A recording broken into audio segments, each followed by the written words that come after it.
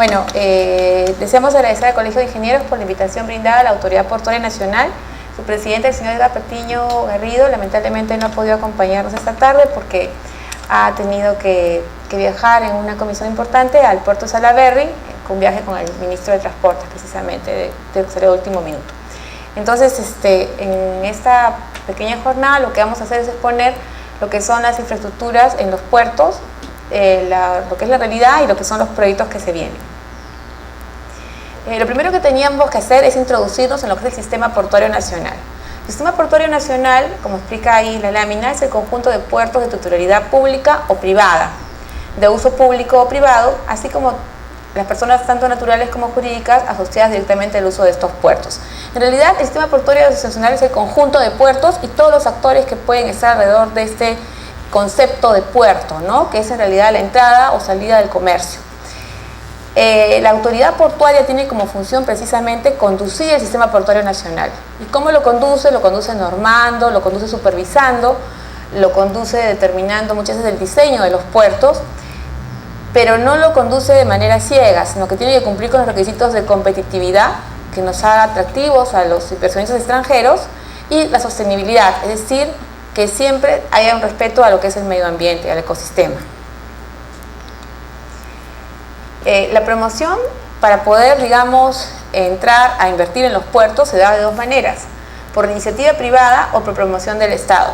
Por iniciativa privada tenemos adicionalmente un caso específico, que es la autorización de áreas acuáticas, que se presenta solamente en materia portuaria, que consiste en pedir una extensión de territorio en el mar y que esta, al ser aprobada, permite hacer una serie de estudios que luego nos conducirán en el futuro a obtener una habilitación portuaria para poder construir un puerto. Si se hace de esta forma, se hace sobre terrenos de privados, ¿no? Y tenemos algunos casos en nuestra legislación, como el caso del puerto de Chancay, que está próximo a desarrollarse. Si se hace por el régimen de iniciativas privadas, esto se da a través de la modalidad de asociación público-privada. Es el inversionista el que va a interesarse en poner, digamos, su dinero para poder construir un puerto en alguna de las concesiones que estarían sobre, obviamente concesiones porque van a estar sobre terreno del Estado, básicamente del Ministerio de Transportes y Comunicaciones. Por promoción del Estado es cuando el particular no se interesa, entonces el Estado decide promover. ¿Y cómo lo hace? Lo hace a través también de la asociación público-privada y lo hace sacando concurso determinado, vendiendo las bases para concursos para concesionar determinado puerto.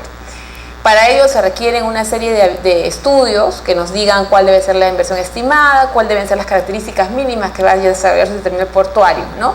Porque el concursante tiene que ajustarse a eso. Y bueno, de ahí tanto en el anterior caso como en este se abren dos posibilidades: que el proyecto portuario sea autofinanciado, es decir, autosostenible, perdón, es decir, que el privado ponga todo el dinero, o que el proyecto portuario pueda resultar cofinanciado, es decir, que el Estado tenga que poner una parte. ¿Por qué? Porque a veces el privado puede colocar, digamos, una infraestructura básica para poder entrar al negocio, pero al Estado le interesan otros elementos adicionales que de repente no están contemplados, entonces se puede adicionar eso y ahí el Estado tiene que poner sí un monto para que esa inversión se dé, esa construcción se dé. El problema de esto es que eso nos obliga a entrar ya al SNIP y hay otras reglas de juego adicionales porque ya entra dinero del Tesoro Público, ¿no? Entonces ahí es un poco más limitado, es más largo. La idea es que todos los proyectos sean autofinanciados en realidad, ¿no? Que el mismo particular busque dentro de su interés cuál puede ser la estructura, los servicios a brindar que hagan que el proyecto camine solo y no se comprometa al Estado. Nosotros tenemos actualmente 7 concesiones. Esas 7 concesiones están aquí mencionadas. Tenemos el consorcio, el Terminal Portuario de Yurimaguas, Nueva Reforma, que es el único que tenemos en la selva y que también es el único que no es autofinanciado, sino que tiene una parte de dinero puesta del Estado, cofinanciado, como hemos visto hace un rato. Esto es por 44 millones de la inversión. Luego tenemos el PAITA, Terminales Portuarios Ceroandinos, que tiene un compromiso de inversión de 232 millones y que es autofinanciado, o sea, dinero del particular. Tenemos en Lima, tenemos 3, ¿no? Que son DP World, vamos a verlos ahora con detalle, APM Terminals y Transportadora Callao, con los montos ahí indicados respectivamente, ¿no? 617 millones, 884 millones y 120 millones en Transportadora Callao. Luego tenemos el consorcio Paracas, por 215 millones, que recién se está ahorita, la última concesión otorgada, recién se está construyendo. Y hacia abajo, en el sur, tenemos Terminal Internacional del Sur, TISUR, que es la primera de las concesiones dadas, con 31 millones, aunque ahorita ha ampliado la inversión gracias a una adenda que ha firmado. Todos estos compromisos de inversión suman 2.038 millones, que son los que están, digamos, destinados, captados por el Sistema Portuario Nacional, en lo que es materia de concesiones nada más. Porque en materia de puertos privados hay otras inversiones, pero puertos privados tienen otra finalidad, ¿no? Sirven básicamente a la cadena logística de la persona que los instituye. Entonces no son puertos públicos la mayoría. El único puerto privado de uso público que va a existir, como les comenté hace un rato, va a ser el puerto de Chancay.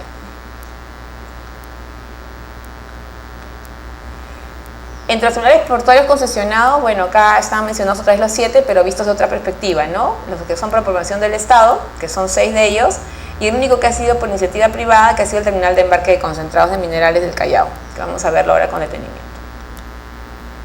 Vamos viendo, digamos, cada uno de los puertos. El terminal portuario de Matarani fue concesionado antes de la ley del Sistema Portuario Nacional, en el año 1999, ¿no? Se suscribió el contrato el 17 de octubre del año 1999, y en realidad aquí lo interesante es que a través de la adenda que se suscribe en el año 2001, se permite la regulación de unas mejoras que van a dar lugar a una inversión adicional estimada de 186 millones. Este puerto del sur es muy importante. Actualmente es el único que tenemos en el sur, porque en el norte sí vamos a ver que hay una proliferación de... hay más puertos y posibilidades de puerto. En el sur, digamos, es menos. Tenemos ahorita TISUR desde el año 99 y no tenemos otra iniciativa en el sur, a diferencia del norte. Salvo una iniciativa que ha llegado de hilo, pero que se está estudiando, todavía no sabemos cómo va a desarrollarse.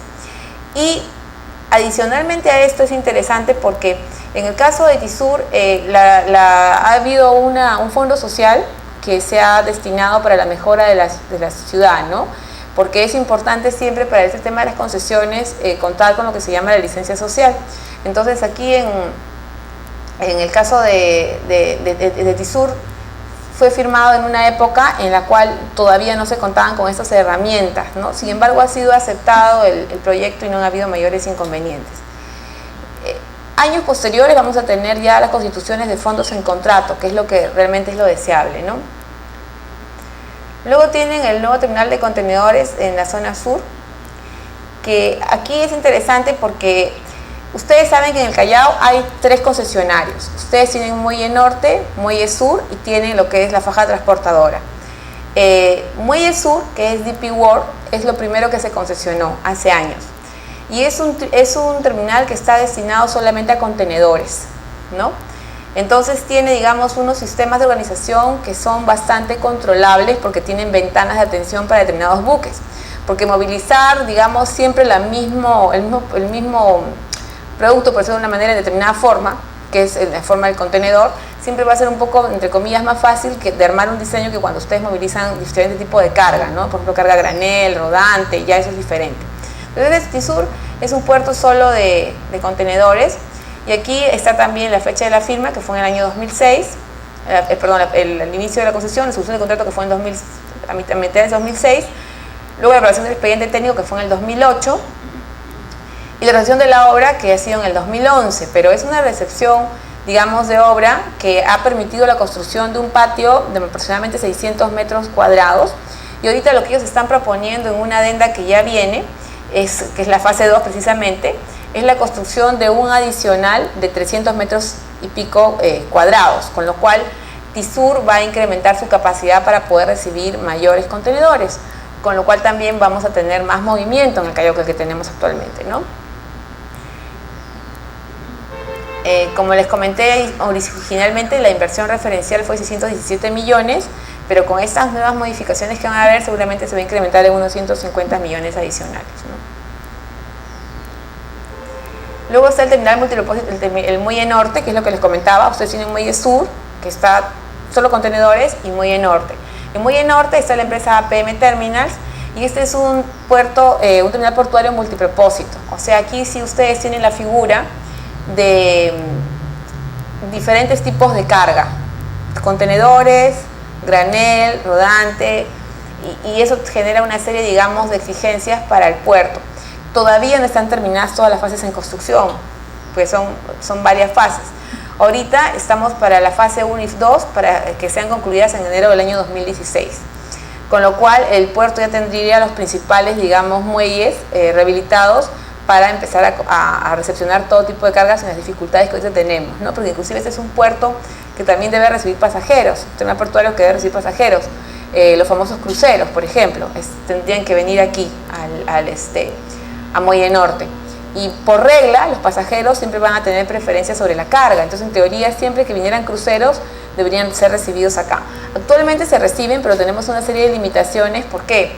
Porque como se está construyendo una u otra parte del puerto, cuando llegan determinados cruceros que son de una eslora mayor a 290 metros, que el eslora es el largo, se generan inconvenientes para poder recibir si vienen al mismo tiempo. Y a veces a estos cruceros les gusta viajar en pareja, ¿no? Juntos. Entonces, llegan juntos dos cruceros de esa eslora, solamente hay ahorita un muelle habilitado para recibirlos, ¿no? Entonces, cuando se terminen los trabajos en el 2016, entendemos que ya esos problemas no se van a presentar. Luego es el terminal portuario de Paita, que aquí también es una asociación público-privada, y la solución de contrato se dio el año 2009, el expediente técnico se aprobó en el 2011 y el inicio de obras fue en el 2012. La fase 1 está culminada desde septiembre de 2014, la fase 2 tiene un gatillo. Eso significa que recién cuando se alcancen los 180.000 TEUs de carga, se va a pasar a la segunda fase. Y aquí se indica que en el 2014 se registró un movimiento de 189.000 TEUs, con lo cual ya entraron a lo que es prácticamente la obligación de tener la fase 2. Entonces, justamente por eso es que han iniciado trabajos y están ahorita en aprobación de expediente. Ya se vio la modificación y todo para la segunda fase. Lo interesante aquí en Paita es que tiene un sistema de refrigeración muy bueno, ¿no? en lo que son, digamos, los contenedores. Y esta es aquí sí tenemos el caso de que les comentaba antes que nos dio en TISUR, que es el caso del Fondo Social, ¿no? El Fondo Social que existe en Paita es un fondo que básicamente ha sido destinado para temas de educación y que es interesante porque eso pues hace que la zona, digamos, donde se desarrolla el puerto se vea beneficiada con todas esas inversiones de manera directa en algún tema que tengan una necesidad especial, ¿no? Luego es el terminal portuario General San Martín, que es la última concesión que se ha entregado, recién. Y es en realidad un puerto que se va a hacer sobre lo que era ENAPU, ¿no? en Pisco, que era el puerto General San Martín. Ahora ya no se va a llamar General San Martín, probablemente le cambie el nombre a la concesión, porque el consorcio se llama Consorcio Terminal Portuario Paracas, ¿no? Y el contrato recién se ha suscrito, como ustedes verán ahí, el 21 de julio del año pasado. Y ahorita estamos en la aprobación del expediente técnico. Y se espera la presentación del expediente técnico para el 21 de julio de 2015. ¿Por qué pongo tanto énfasis en el tema del expediente técnico? Porque el expediente técnico es precisamente una labor de la Autoridad Portuaria Nacional. O sea, en este tema de puertos a veces hay mucha confusión entre las funciones que son del MTC, las funciones que son de OCITRAN, las funciones que son de la Autoridad Portuaria Nacional, ¿no? Y a veces también me dicen ENAPU.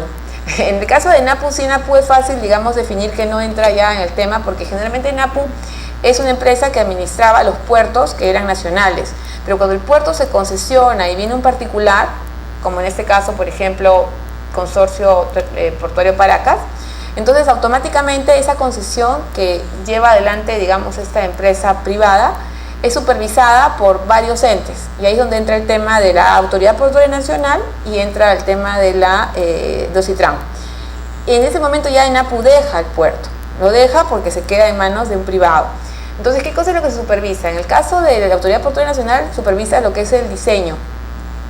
Va a identificar en el expediente técnico, por eso les decía que pongo énfasis en el expediente técnico, cómo es que va a desarrollar el puerto esta empresa nueva que ha llegado, ¿no? Va a identificar a través del expediente técnico todas las características que se deben cumplir.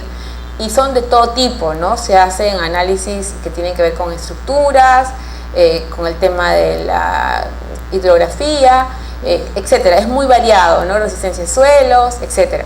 Entonces, cuando se presenta el expediente técnico es a la autoridad portuaria, y la autoridad portuaria es la que va a definir si el expediente se aprueba o no se aprueba. Una vez que se aprueba el diseño, ya la supervisión de la obra, que es ir a mirar cómo están construyendo eso, ya no lo hace autoridad portuaria, eso lo hace OCITRAN, Pero si hay alguna modificación en el expediente en el camino, eso regresa a autoridad portuaria, que tiene que revisar la modificación del expediente técnico, porque es supervisión de diseño, recuerden, y luego Aucitran va a ver con esa nueva modificación que se cumpla con esa modificación. Entonces, a eso me refería con que a veces hay, no se entiende cuál es la función de uno y otro, pero por eso ponía énfasis en lo que es aprobación del expediente técnico, porque es parte del quehacer de la autoridad portuaria de día a día, ¿no?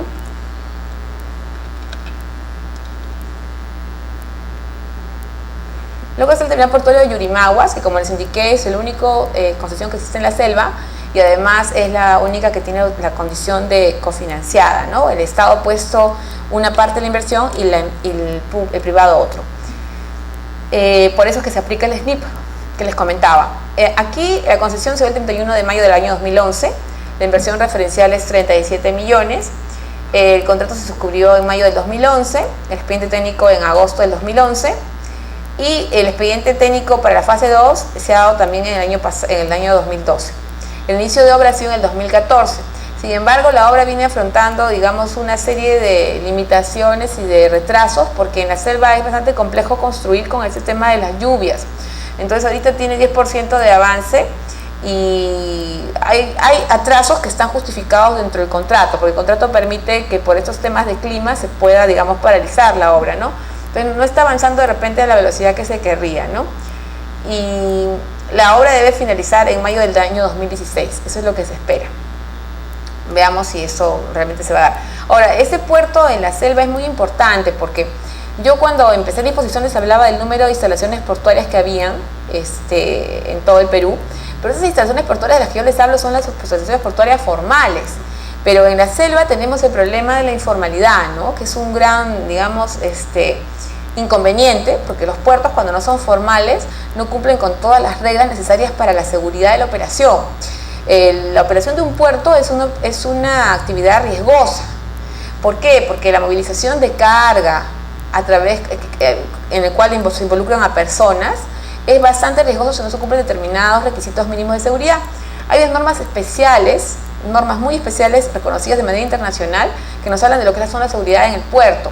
Y esa seguridad tiene una serie, digamos, de requisitos que cumplir a lo largo, digamos, de la construcción y también de la operación, y que pasa, por ejemplo, no sé, en el caso de las personas que deben usar casco, deben usar una ropa fosforescente, deben usar zapatos con punta de fierro, y solo así se puede ingresar a un puerto. Sin embargo, en la práctica, cuando ustedes hablamos de puertos informales en la selva, ustedes se dan cuenta que ninguna de esas normas se cumplen, porque no son puertos realmente que estén funcionando, terminales portuarios con la autorización debida, ¿no? Entonces, tener un puerto formal en la selva es muy importante porque puede generar el incentivo para otras inversiones.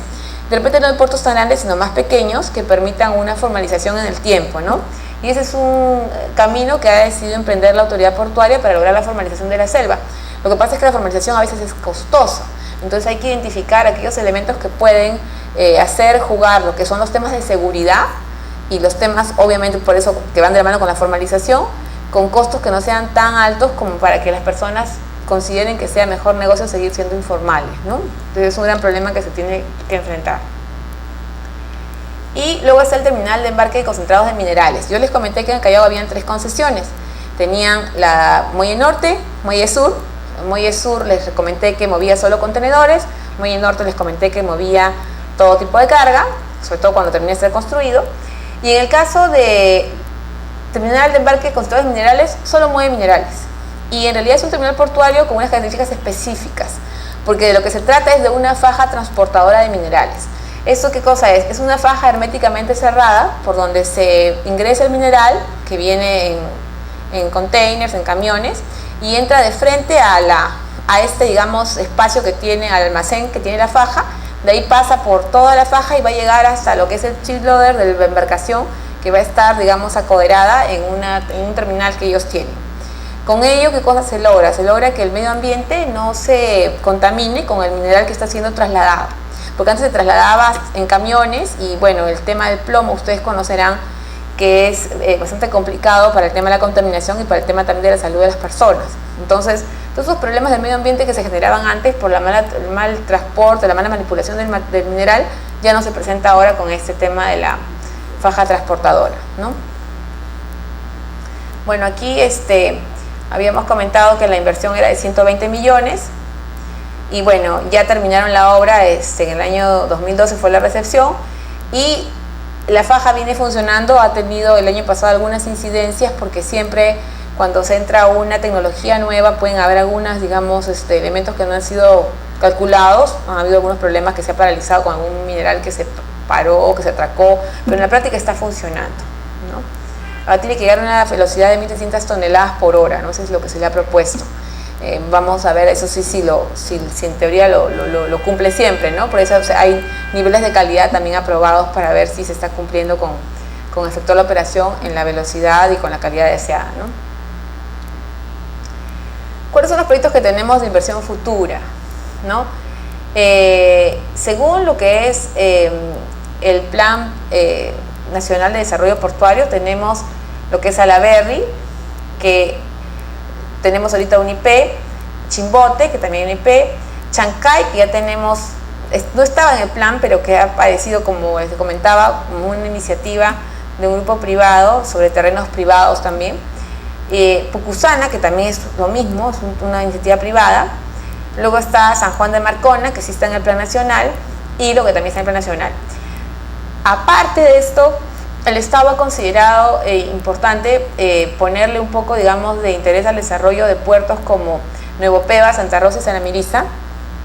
Nuevo Pebas y Saramiriza por motivo del tratado que hubo entre Perú y Ecuador, ¿no? Y además porque se ha identificado que son zonas de desarrollo estratégico. Y en el caso, igual de Santa Rosa, en el caso de Iquitos, existe en el Plan Nacional de Desarrollo Portuario, hay que ver si se busca una iniciativa privada o si se da alguna norma de promoción. Y en el caso de Pucallpa, el Estado lo ha venido promocionando todo este tiempo a través, mejor dicho, ha iniciado el camino hacia su promoción, pero no lo ha culminado, porque ha habido una serie, digamos, de inconvenientes con los estudios. ¿Qué pasa? Que en la selva, ustedes conocerán, hay un gran problema con el tema de los ríos, ¿no? Los ríos se mueven de una manera zigzagueante y pueden cambiar completamente su curso al cabo de 20, 25 años, terminar un río completamente del lado opuesto donde estaba antes. En Pucallpa me cuentan que el terminal portuario de hace 30 años ha terminado directamente al centro de la ciudad. Entonces, eso hace que haya mucha indefinición muchas veces en los técnicos para identificar cuál es el lugar correcto donde debe estar un puerto, ¿no? Entonces, eso ha hecho que los estudios de Pucallpa se atrasen un poco, pero digamos que están en el camino de identificar cuál es la mejor solución. En el caso del terminal portuario de Chancay, que quería comentarles, es un terminal portuario que va a ser muy interesante. Primero porque está muy cerca al Callao, entonces puede ser una alternativa para que el Callao no se siga tuburizando. Aquí ustedes tienen que se obtuvo, como les decía, no la concesión, no es una concesión, se obtuvo la autorización de áreas acuáticas y a través de eso se logró la habilitación portuaria. Ha sido desarrollado por la empresa Terminales Portuarios de Chancay y están ahorita en su plazo de ejecución, que son 27 meses. Su inversión estimada es 124 millones. El tipo de carga son graneles sólidos, líquidos y carga rodante. La situación actual es que cuenta con habilitación portuaria, como les comentaba, con lo cual se está gestionando otras autorizaciones que le permiten construir la instalación portuaria. Ahorita ya están arrancando obras aparentemente en marzo, ¿no? Y es un terminal interesante porque, como les digo, realmente es puro dinero del privado, aquí no hay nada del Estado. Luego está el terminal portuario de Pucusana, que también sigue el mismo camino de Chancay porque ha pedido su autorización de uso de áreas acuáticas, desarrollado por la empresa Navizan. Está ubicado a 60 kilómetros al sur de Lima, justamente en Pucusana. Tienen inversiones de obra, mar y tierra, por 300 millones aproximadamente. Y el tipo de carga que pretenden mover, preferentemente carga siderúrgica, ¿no? Que maneja regularmente el grupo Transoceánico. Ellos son los que han generado esta idea de tener su propio terminal portuario para sacar su propia mercadería, ¿no? La situación actual es que cuenta con autorización de uso de área acuática, está en una resolución directorial y se encuentra en trámite ante el MTC una solicitud de obtención del área terrestre adyacente. ¿Qué pasa? Que todos los puertos tienen área acuática, pero obligadamente tienen que tener un área terrestre, ¿no es cierto?, de respaldo, porque el puerto no solamente es la operación en la cual entra y sale el producto en el barco, sino que en la nave, sino que tiene que haber atrás toda un área para almacenes, si no, no puede funcionar adecuadamente el extimped de la mercadería hacia el barco, ¿no?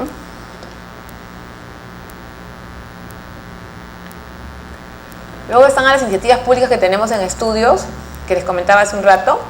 El caso de San Juan de Marcona, tenemos un plan maestro para actualizar. El caso del terminal portuario de Pucallpa, estamos en el estudio de factibilidad que les comentaba que ha sido ocasionado por un poco por la indefinición sobre dónde se puede ubicar este puerto, ¿no?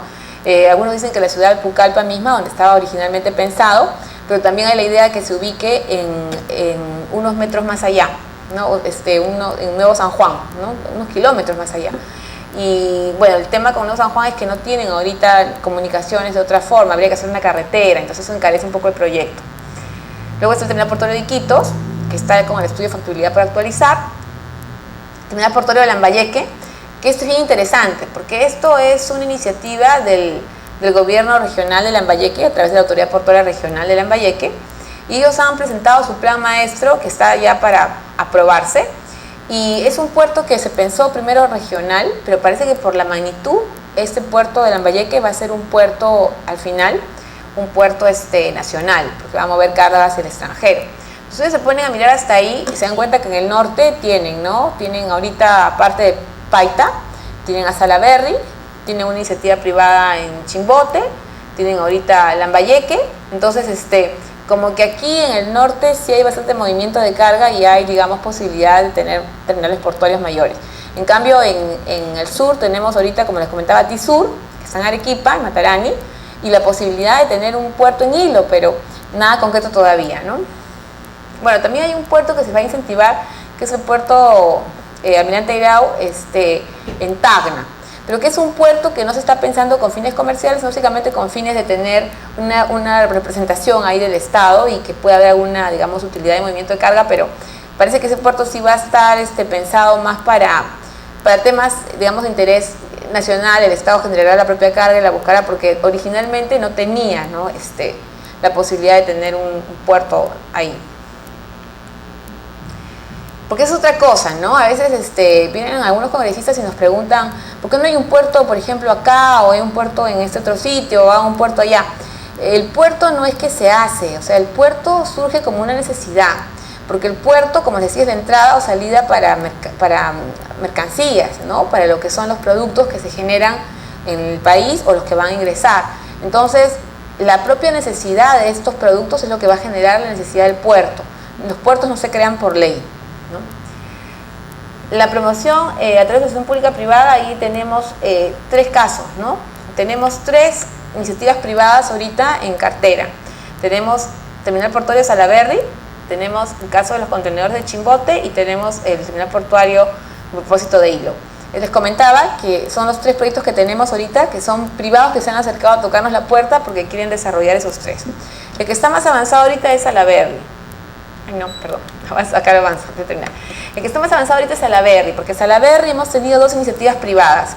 Primero, la del Consorcio Transportadora Salaberry, que lo presentó en el año 2012. Lo que pasa es que lo presentó como un puerto que solamente fuera terminal portuario para minerales. Entonces el Estado quería que fuera multipropósito. Pero bueno, aquí es el tema del Estado cuando se mueve a velocidad muy lenta, ¿no? Se demoró 2 años en decirle, lo que yo quiero es que tú te transformes a multipropósito. Se transformó prácticamente, aceptó transformarse en julio del año pasado, y cuando estaban en todo el trámite de transformación se presenta otra IP de otro grupo, Consorcio Multiport, para lo mismo, ya hecho, transformar multipropósito. Entonces ahí hemos tenido ahí como una especie, digamos, de elección entre ambos, porque teníamos 2 iniciativas privadas de 2 grupos interesados en lo mismo. Pero bueno, como la norma dice, se prefirió la más antigua, ¿no? Porque también sería injusto haber trabajado 2 años, haberlos tenido ahí esperando y luego dárselo al otro. Entonces ahí las normas son claras. El terminal portuario de contenedores es una IP que no la puedo comentar porque es todos esos proyectos cuando recién ingresan, como el caso del terminal portuario de contenedores de Chimbote y también el de Hilo, son confidenciales, no se puede hablar. Pero sí es bueno comentar que existe una iniciativa privada para Chimbote y una iniciativa privada para Hilo, ¿no? Que son los temas importantes. Miren, la iniciativa privada de Chimbote ha sido presentada el 10 de diciembre de 2014, o sea, ahorita. Y la de Hilo ha sido presentada el 1 de diciembre de 2014, recientitos. O sea, recién están para estudio, para evaluación y todo eso, ¿no? Ahora sí, creo que ya terminó. Ok, muchas gracias.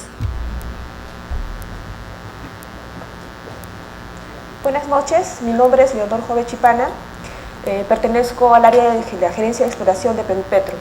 El tema de exposición el día de esta noche es lotes de contrato en el Perú y perspectivas a corto, mediano y largo plazo. La cadena de valor de los hidrocarburos consta de dos fases, la fase upstream y downstream. La fase downstream consta de la fase de exploración y la fase de producción. La downstream consta de la etapa de refinación, una etapa de procesamiento, comercialización y transporte de los hidrocarburos. Perupetro forma parte de la cadena de valor de los hidrocarburos en el Perú, en la fase de upstream, en la fase de exploración. Perupetro es la empresa estatal de derecho privado que en representación del Estado se encarga de negociar, suscribir y supervisar contratos de exploración y explotación de hidrocarburos en el Perú. Para promocionar estos lotes a licitar, es necesario que la Gerencia de Exploración revise las condiciones geológicas, las condiciones de la potencialidad hidrocarburífera que pueden tener estos lotes a licitar, y utiliza para esto los archivos que se encuentran en el banco de datos. Este banco de datos, a su vez, es administrado también por Perupetro. La agenda de esta noche tenemos el inicio de la industria de los hidrocarburos en el Perú, geología petrolera del Perú, panorama actual de los hidrocarburos y reservas, las próximas licitaciones públicas internacionales en el Perú, la primera licitación pública internacional 2015, las próximas licitaciones públicas internacionales en selva, licitación pública internacional en offshore, conclusiones. El inicio de la industria de los hidrocarburos en el Perú. El inicio de la exploración petrolera en el Perú data del año 1863. Hace 151 años se perforó el primer pozo petrolero en Zorritos, Tumbes. Este pozo tenía una profundidad de 25 metros. En la actualidad, el pozo más profundo del Perú es el Situche 3X, que está ubicado en la cuenca Marañón, que tiene una profundidad de 5.889 metros y fue perforado por la compañía Talismán. Desde 1863 y por cerca de 85 años, la industria de hidrocarburos estuvo a cargo de las empresas privadas. En 1948, el gobierno peruano crea la empresa petrolera fiscal, que tuvo a su cargo en esa época los campos productivos de los órganos al norte de Talara. En 1969 se crea la empresa estatal Petroperú. Petroperú toma a su cargo todas las operaciones, tanto de exploración y explotación de hidrocarburos en el Perú. A su vez tenía el objeto también de suscribir contratos con empresas privadas. En 1993 se crea Perupetro. Perupetro se crea con el objetivo de fomentar la inversión de hidrocarburos en el Perú. Finalmente se completa la privatización en el área de downstream. Perupetro no tiene operaciones en el Perú. La geología petrolera en el Perú. El Perú posee 18 cuencas sedimentarias con potencial para exploración de hidrocarburos. Estas 18 cuencas tienen 83 millones de hectáreas. Y estas están ubicadas 10 en la costa peruana, en la cuenca Talara, Sechura, Salaberry, Lima, Moquegua, Pisco y Mollendo. 6 en la selva, en la faja plegada y corrida subandina, tenemos la cuenca Marañón, Ucayali, Madre de Dios, Titicaca, Guayaga y Ene. Y tenemos 2 entre montañas, la cuenca Bagua y Santiago. Los principales sistemas petroleros en el Perú, los más extensos se encuentran en la selva peruana. Tenemos el sistema petrolero Pucará y Chonta, que son responsables de la generación de hidrocarburos en la cuenca Marañón. Tenemos el sistema petrolero Ene y el Ambo en la cuenca Ucayali. El sistema petrolero Ambo es la roca generadora que origina los campos de camisea. Tenemos en la cuenca Madre de Dios el sistema petrolero Cabanillas. En la parte noroeste del Perú tenemos el sistema petrolero Muerto, que es la que origina el petróleo en la cuenca Talara.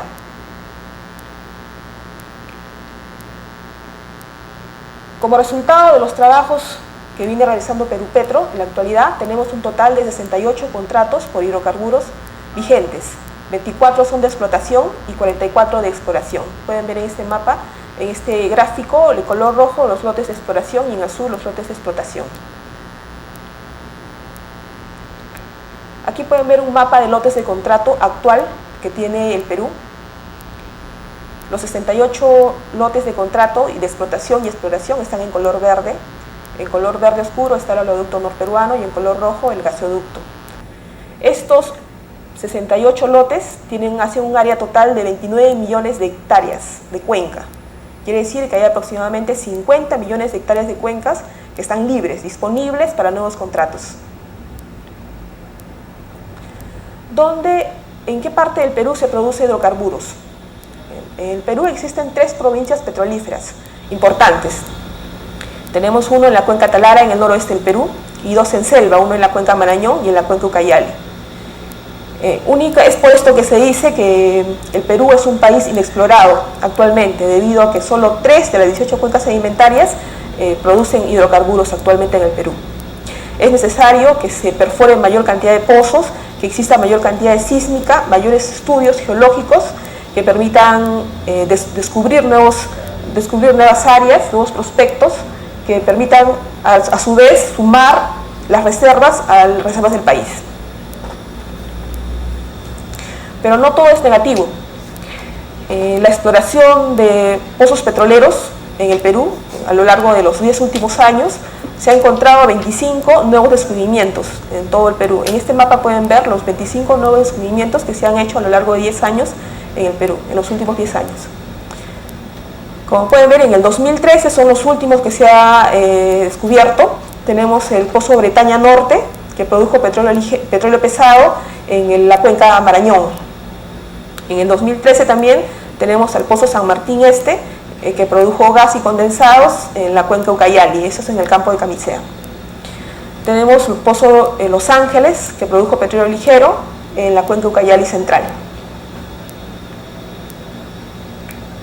Veamos ahora las próximas licitaciones públicas internacionales en el Perú. Perupetro tiene previsto licitaciones públicas internacionales en el Perú. Por el momento se ha lanzado una convocatoria en diciembre del 2014 con 7 lotes, que pueden ver en color fucsia, que es la primera licitación pública internacional 2015. Son 2 lotes en la cuenca Marañón, 4 lotes en la cuenca Ucayali y un lote en la cuenca Madre de Dios. Las próximas licitaciones internacionales están en color celeste en lo que es onshore, en selva. Son 19 lotes en la cuenca Marañón y en la cuenca Madre de Dios. Estos todavía no han salido a licitación. Son los próximos lotes que probablemente salgan en fases o en grupos, probablemente este año. También tenemos el relanzamiento de los 6 lotes de offshore en mar peruano, que ya fueron lanzados anteriormente en el año 2013, pero que esta licitación fue suspendida debido al poco interés que presentaron las compañías. Se va a relanzar próximamente estos nuevos lotes, estos lotes de offshore. Hablemos ahora de la primera licitación pública internacional 2015. Tenemos acá el mapa del Perú, con estos 7 lotes, 2 en la cuenca Marañón, 4 en Ucayali y 1 en Madre de Dios. En la cuenca Marañón tenemos una tendencia de petróleo pesado, mediano y ligero. Tenemos los lotes promocionales, el lote 164 y el lote 199 en la cuenca Marañón. Pueden ver la tendencia va en dirección noroeste-sureste. Tenemos la tendencia de petróleo pesado en color verde, que es concordante con los pozos petroleros de petróleo pesado que se encuentran en la parte norte de la cuenca Marañón, el lote 67 y el lote 39. Tenemos en color azul la tendencia de petróleo mediano, que es concordante con los lotes del lote 1AB y el lote 8, que actualmente producen petróleo y hidrocarburos en el Perú. Tenemos en color rojo la tendencia de petróleo ligero, que es concordante con los pozos Situche, que fueron descubiertos en el año 2005. Hacia el sur de la cuenca Marañón existe la posibilidad de encontrar gas y condensados, debido a que se encontraron algunas manifestaciones de show de gas en el pozo Sanushi al sur de la cuenca Marañón. Uno de los principales prospectos y leads en la cuenca Marañón tenemos el prospecto Camello Oeste. Como pueden ver en esta línea sísmica que atraviesa el lote 64 que se encuentra al sur de la cuenca Marañón, es un prospecto paleozoico, es un corrimiento típico del subandino que está conformado por una trampa estructural estratigráfica. Los probables prospectos son paleozoicos N Copacabana Tarno. Tenemos un mapa de ocurrencias de hidrocarburos en la cuenca Ucayali. Tenemos el Ucayali Central y el Ucayali Sur. En el Ucayali Central tenemos los típicos descubrimientos de gas condensados en los pozos Aguaitía, que actualmente producen gas y condensado de formaciones cretácicas. Tenemos también uno de los últimos descubrimientos, el pozo Chechea, en la cuenca Marañón Central, que produjo petróleo ligero de la formación Chonta. Tenemos también acá el pozo Los Ángeles, que es uno de los últimos descubrimientos que produjo petróleo ligero en el lote 131.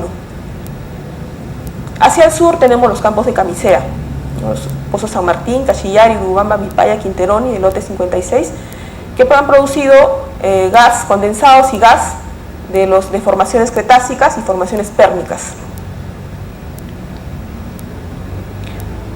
Presentamos un play cretácico típico en la cuenca Ucayali. Estamos hablando de la cuenca Ucayali Central, el lote 195, este es el lote promocional 195, al lado del lote 131 que actualmente ha producido petróleo ligero en el pozo Los Ángeles. Hacia el oeste de los pozos tenemos este play precretácico, conformado también por un corrimiento típico del subandino, y tenemos acá una estructura, una trampa tipo estructural estratigráfica. Los sedimentos del Paleozoico están en color rosado, formado por N y Copacabana.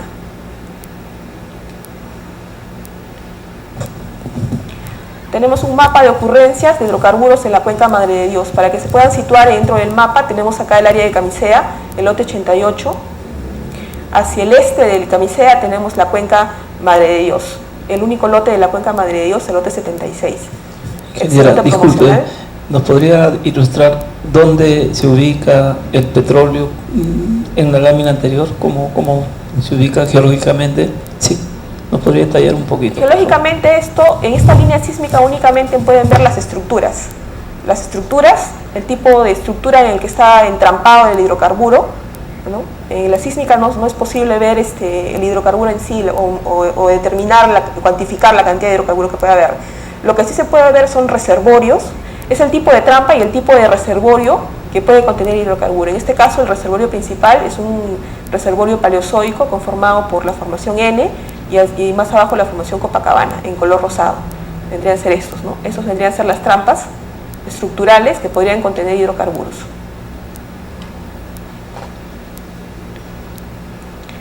Bueno, como les decía, en este mapa de ocurrencias de hidrocarburos en la cuenca Madre de Dios, tenemos algunos pozos en color rojo que fueron perforados en la cuenca Madre de Dios. Tenemos el pozo Carene, el pozo Los Amigos, que produjo algunos indicativos de que podría haber producción de petróleo aquí, pero en realidad estos pozos actualmente no están en producción en la cuenca Madre de Dios. Tenemos un pozo que actualmente se está perforando dentro del lote 76, que es el pozo Dahuene 1X, que está siendo perforado por la compañía Han Oil. Se espera que este pozo salga positivo y se encuentre un nuevo descubrimiento que abra posibilidades para la cuenca Madre de Dios, ¿no? Y que con la cercanía del Camisea encontremos ojalá otro Camisea aquí en Madre de Dios. Tenemos acá una sección sísmica en la cuenca Madre de Dios. En esta sección sísmica pueden observar una discordancia entre las secuencias cretácicas y las secuencias paleozoicas. En color amarillo pueden ver la discordancia de la base del Cretáceo hacia la parte de arriba las secuencias cretácicas y hacia abajo las secuencias paleozoicas. El interés aquí en la cuenca Madre de Dios también es en la parte de las secuencias paleozoicas que podrían contener hidrocarburos.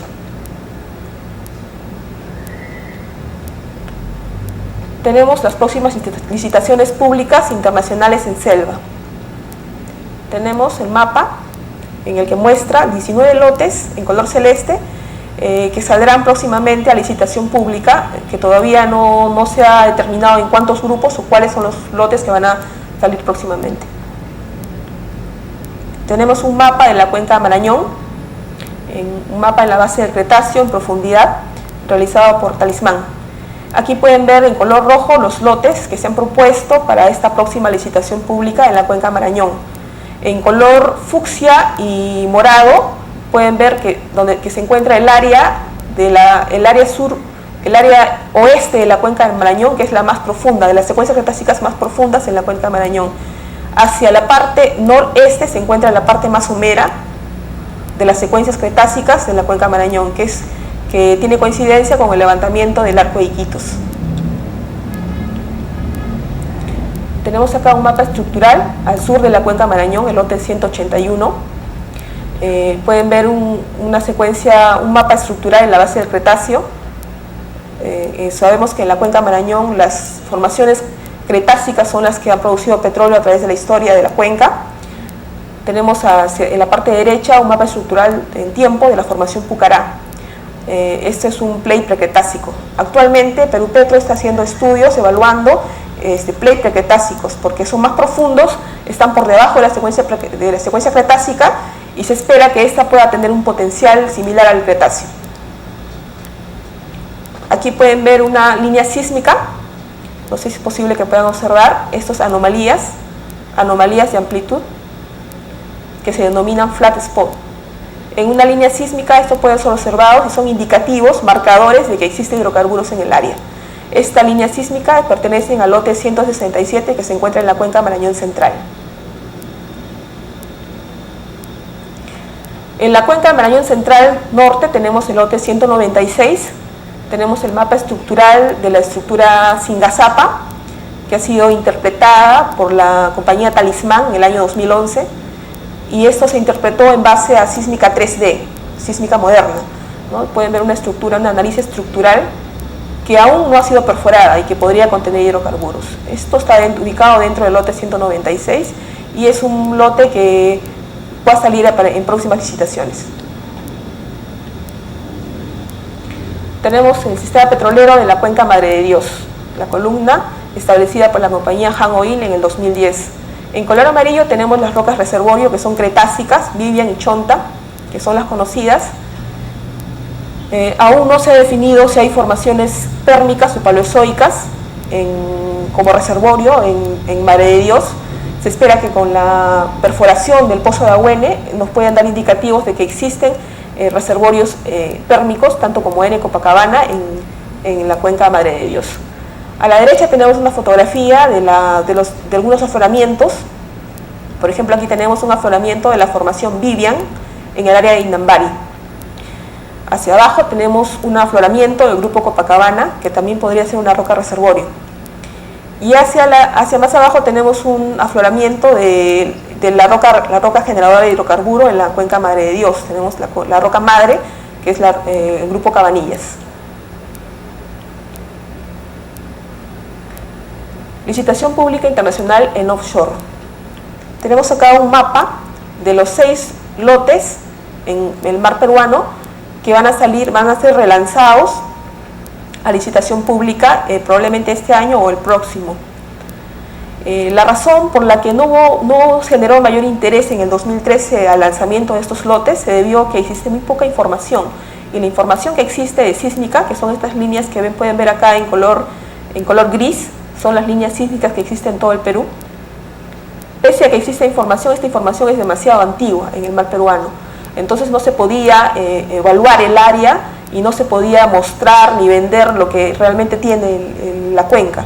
Entonces Perú-Petro gestionó la adquisición de nuevas líneas sísmicas en el mar peruano, en offshore, y el reprocesamiento de nuevas líneas sísmicas, de líneas antiguas, de tal forma que se pueda modernizar la información y se pueda obtener mayores expectativas, ¿no? Y que sea más atractivo a las compañías.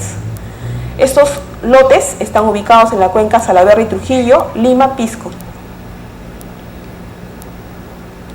Tenemos acá una columna de la secuencia estratigráfica de la cuenca Lima y Pisco. Los reservorios son eocénicos, como el grupo Choro, Caballas. También tenemos reservorios mesozoicos, como cretácicos. Y tenemos a la roca generadora de hidrocarburos en la cuenca Pisco y Lima, que vendría a ser el grupo AMBO, que es la roca generadora de hidrocarburos de Camisea. Se han encontrado afloramientos de este grupo AMBO, que es la roca generadora de hidrocarburos de Camisea, en la cuenca Pisco, en un afloramiento denominado La Playa, La Mina, en la península de Paracas. Sobre estos sedimentos del grupo AMBO se han encontrado sedimentos eocénicos, que podrían ser los depósitos, ¿no?, de los hidrocarburos. Los valores de TOC, de contenido de carbono, varían entre 0.65 a 51.15, bastante altos para el área. Tenemos en esta licitación pública internacional en opción una línea sísmica de la cuenca Pisco, en la que pueden observar el modelo tipo fallamiento extensional del reservorio eocénico en la cuenca Pisco, y es muy típico o muy parecido a un afloramiento que se ha encontrado también en la península de Paracas, el tipo de fallamiento extensional. No sé si pueden observar las fallas aquí en el afloramiento, que es muy parecido a lo que se encuentra en offshore. Tenemos la cuenca Trujillo. La cuenca Trujillo es una de las cuencas en el mar peruano que se han estudiado, que tienen mayor cantidad de estudios y evaluaciones. Aquí pueden observar algunas magnitudes de anomalías, amplitudes, que son indicativos de que existen hidrocarburos en el área. Hay unos pozos que se han perforado en el área y mostraron buenos indicativos de petróleo.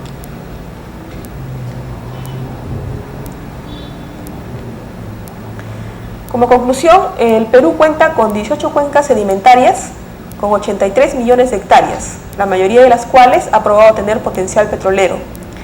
A diciembre de 2014 tenemos un total de 68 contratos vigentes, 44 de explotación y 24 de exploración, además de los próximos procesos de selección de lotes. Se estima que las reservas descubiertas a la fecha de gas y LGN son aproximadamente la mitad de nuestro potencial total. Del 2005 al 2010 se han efectuado 25 importantes descubrimientos de petróleo, gas y condensados. El área más exitosa para la exploración de hidrocarburos y para futuros incrementos de reserva es la faja plegada y fallada del subandino, con un factor de éxito del 77% en Camisea. Otras zonas exitosas se ubican costa afuera de la cuenca Sechura y en la zona de crudos pesados del nororiente de la cuenca Marañón, con un factor de éxito cercano al 100%. Recientemente se ha descubierto petróleo liviano en la parte media de la cuenca Ucayali, a partir de un sistema petrolero que parece ser la extensión del sistema petrolero de Camisea hacia el norte. A la fecha solo se ha explorado la parte offshore más somera de las cuencas del Perú, de la cuenca costera del Perú. Para el incremento de futuras reservas de petróleo crudo en el país, es indispensable la exploración de las cuencas offshore en aguas profundas.